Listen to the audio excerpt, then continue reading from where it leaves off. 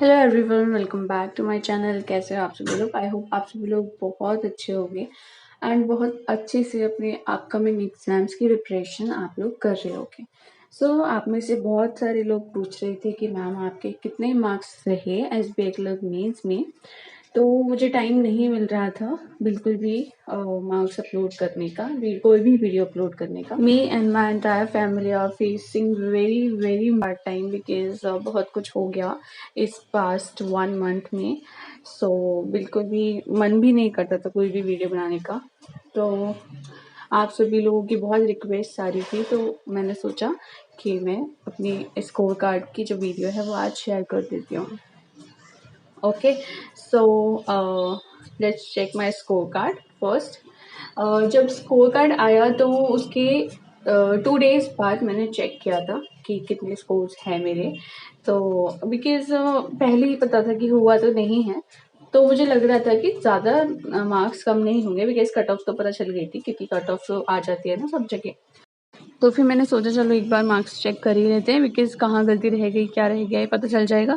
वैसे एसबीआई में ये भी पता नहीं चल पाता है क्योंकि सेक्शन वाइज मार्क्स वो लोग नहीं देते हैं, सिर्फ वो लोग वही जो ओवरऑल स्कोर होता है वही देते हैं। फिर भी देखते हैं कितने मार्क्स से रह गया। तो ये मेरा रोल नंबर मैंने डाल दिया यहाँ पे एंड देन डिटेल्स पूरी फिल करने के बाद and this is my score card. And अगर एक्यूरेसी की मैं बात करती हूँ तो एक्यूरेसी मेरी बहुत अच्छी ही रहती है हमेशा। ज़्यादा से ज़्यादा 5 क्वेश्चंस तीनों सेक्शंस में, चारों सेक्शंस में मिला के गलत हो सकते हैं।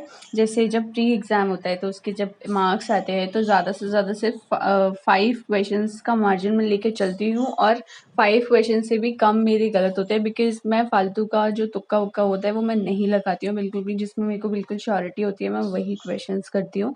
एंड जीए में भी मैंने वही क्वेश्चंस किए थे जिनमें मुझे 100% श्योरिटी थी बिकॉज आईबीपीएस पीओ के बाद मैं और ज़्यादा केयरफुल रहना चाहती थी कि बिल्कुल भी एक भी क्वेश्चन में गलत ना करूँ, जिससे मेरा बिल्कुल भी एक भी मार्क्स कम ना हो जाए। फिर भी यहाँ पे पता नहीं मेरे मार्क्स 59.25 कैसे रह गए, किस तरह से उन्होंने नॉर्मलाइजेशन किया है। I don't know that because अगर मैं अपने अटेम्प्ट देखूँ तो 81 मेरे अटेम्प्ट्स थे एंड अगर टोटल मार्क्स की बात करूँ तो 83 पॉइंट समथिंग मार्क्स थे मेरे। एंड अगर मैं उसमें से अपने 10 मार्क्स भी टोटल गलत वाले और नेगेटिव मार्किंग के टोटल अगर मैं डिडक्ट कर दूँ 10 मार्क्स तो 73 होते हैं एंड 59 का तो कोई सवाल ही नहीं होता है। 73 से 59 में बहुत बड़ा मार्जिन रहता है। तो इस तरह का इतना गंदा नॉर्मलाइजेशन, ओह माय गॉड, क्या करेंगे हम लोग ना, क्योंकि हमें क्या पता। आप लोग शिफ्ट क्रिएट कर रहे हो, आप लोग पेपर क्रिएट कर रहे हो, सिर्फ 2 शिफ्ट में एग्ज़ाम था और उसमें इतने ज़्यादा डिफरेंस मार्क्स में, इतना ज़्यादा तगड़ा नॉर्मलाइजेशन मेरे को तो बिल्कुल समझ नहीं आ रहा है ये क्या है। एंड बिल्कुल भी ट्रांसपेरेंसी तो होती ही नहीं है। इवन ये लोग तो रॉ स्कोर्स भी नहीं देते हैं। एसएससी तो आंसर की रॉ स्कोर्स सब कुछ देता है, तो ट्रांसपेरेंसी का तो बिल्कुल ज़ीरो है यहाँ पे। एंड अननॉर्मलाइजेशन का भी पता नहीं क्या ही है बिकॉज जो सेकंड शिफ्ट में कैंडिडेट्स थे उनके भी मार्क्स कम हुए हैं बिकॉज वो लोग एसबीआई पीओ मेंस क्लियर करके बैठे हैं लेकिन उनका एसबीआई क्लर्क मेंस क्लियर नहीं हुआ। पता ही नहीं क्या ही हुआ है ये बिकॉज इतना गैप नंबर्स में कोई एक्सेप्ट नहीं कर सकता बिकॉज हम प्रिपरेशन कर रहे हैं। हम डेली बेसिस पे खुद को एनालाइज करते हैं, हम डेली बेसिस पे खुद को प्रिपेयर कर रहे हैं, राइट। हमें पता है हम कितने मार्क्स का गलत कर सकते हैं एंड क्या कितनी परसेंटेज हमारी एक्यूरेसी है बिकॉज डेली हम लोग मॉक दे रहे हैं, डेली सब कुछ है, तो हमें पता है हमारी एक्यूरेसी क्या है। So this is unacceptable, right.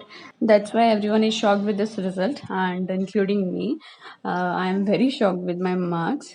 मैं एक्सेप्ट कर सकती थी अगर मेरे कट ऑफ से 2-3 मार्क्स कम होते, इससे ज़्यादा कम तो मैं बिल्कुल एक्सेप्ट नहीं कर सकती। But the bitter truth is we have to accept that, yes. So जिनका हुआ है सिलेक्शन उनको मैनी मैनी कॉन्ग्रेचुलेशंस एंड जो लोग रह गए उनको यही बोलूँगी कीप प्रिपेयरिंग, छोड़ना नहीं है गाइस, बस एक दिन फोड़ना है।